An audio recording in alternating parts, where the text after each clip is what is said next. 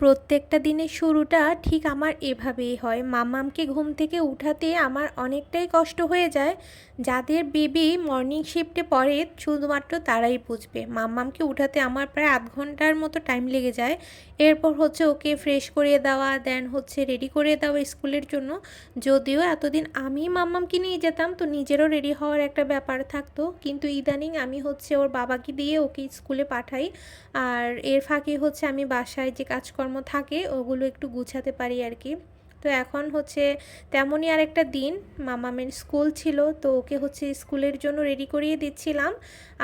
এখন হচ্ছে ওর বাবা ওকে স্কুলে নিয়ে যাবে, তো এর ফাঁকে হচ্ছে আমার কিছু রান্নাবান্না করার আছে, তো সেগুলো আর কি সারবো। আর এখন যেহেতু সামনে শীত আর আমার মামামের ঠোঁট প্রচুর ফাটে, তো ওকে প্রায় হচ্ছে ভ্যাসলিন লাগিয়ে দিতে হয়। সবাই কেমন আছেন? আশা করছি সবাই খুব ভালো আছেন আর আমরাও খুব ভালো আছি। তো এটা হচ্ছে আমার ইউটিউবের জন্য করা ফার্স্ট ব্লগ। তো আশা করছি আমার ব্লগ আপনাদের ভালো লাগবে। অবশ্যই কিন্তু আমাকে ভালোবাসা দিয়ে আমার পাশে থাকবেন। তো এতক্ষণ তো দেখতে পেয়েছেন আমি মাম্মামকে রেডি করছিলাম। তো সকালবেলাটা আমার এভাবেই শুরু হয়, মাম্মামকে স্কুলের জন্য রেডি করা নিয়েই, মাম্মামকে নিয়েই আর কি। তো এতদিন হচ্ছে আমি মাম্মামকে স্কুলে নিয়ে যেতাম, তো ইদানিং হচ্ছে আমি নিচ্ছি না, ওর বাবাকে দিয়ে পাঠাচ্ছি। তো আমি হচ্ছে সকালবেলা বাসায় কাজকর্ম যা থাকে ওই সবই করবো আর কি। আর আমার হাজব্যান্ড হচ্ছে ওকে এখন স্কুলে আর কি নিয়ে যায়, আর আমি হচ্ছে স্কুল থেকে নিয়ে আসি। তো চলুন এখান থেকেই আমাদের গল্প শুরু হোক।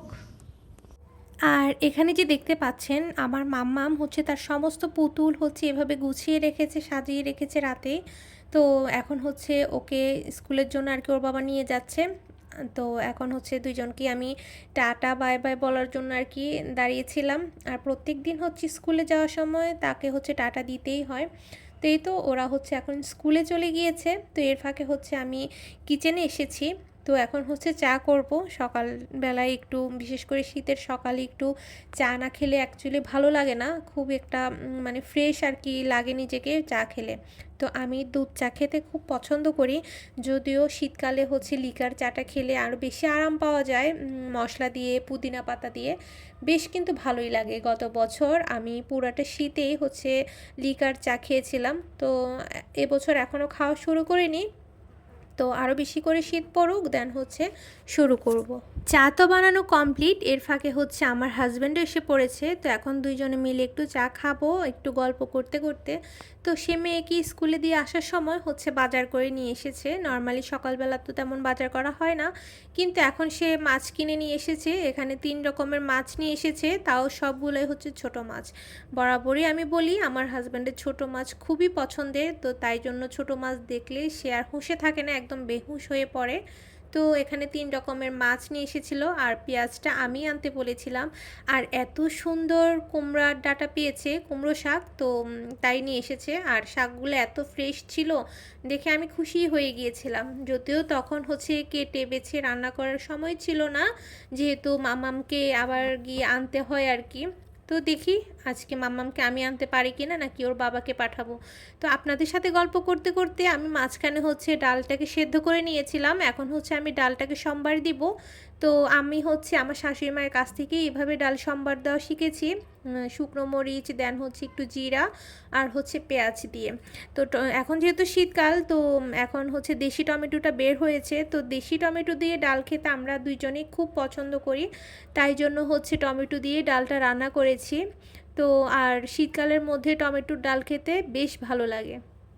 নর্মালি তো 12 মাসই আমাকে ডাল রান্না করতে হয় বাসায়, তার মধ্যে হচ্ছে টমেটোর ডালটা আমার খুব পছন্দ। তো এখানে সবজি কেটে নিয়েছি, এখানে হচ্ছে সবজি দিয়ে আমি হচ্ছে মলা মাছ রান্না করব। তো এই দুইটাই হচ্ছে এখন সকালের জন্য আপাতত রান্না করে নিব, দেন হচ্ছে রাতের বেলা আবার অন্য কিছু রান্না করব আর কি। তো রান্না বান্না শেষ করে শাকটাকে একদম কেটে বেছে রাখতে হবে, রেগুলার যে মশলা দিয়ে মাছ রান্না করা হয় তো সুবিধা হয় আর কি। হচ্ছে একবারে আমি সবজি মাখিয়ে ভালো করে মাছ দিয়ে এখন আলতোভাবে একটু মেখে নিব। তো ছোট মাছটা বরাবর এভাবেই রান্না করি, এভাবেই খেতে আমার হাজব্যান্ড খুব পছন্দ করে। তো এই ছোটো মাছের তরকারি থাকলে তার আর অন্য কোনো তরকারির প্রয়োজন হয় না। তো জানি মামামের একটু কষ্ট হবে, ছোটো মাছে তো কাটা থাকে, তো তারপরও হচ্ছে সবজি দিয়ে আর কি ওকে খাইয়ে দেবো যেহেতু ডাল আছে। আর রাতে হচ্ছে মামামের পছন্দ মতো কিছু রান্না করে দিতে হবে, না হলে তো খেতে পারবে না। আর এখানে হচ্ছে প্রত্যেকটা তরকারিতে আমি হচ্ছে কাঁচামরিচটা ব্যবহার করে থাকি, কাঁচামরিচ খেতে খুব পছন্দ করি।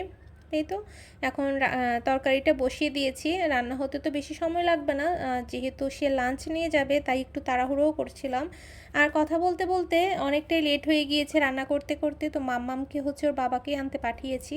আর এখানে এই যে শেয়ার করছিলাম কি কি রান্না করেছি, এখানে দেখতেই পেয়েছেন ভাত, আর এই তো টমেটো দিয়ে ডাল রান্না করেছিলাম, আর হচ্ছে ছোটো মাছ রান্না করেছিলাম, মানে ছোটো মাছের চচ্চড়ি বলি ওটাই।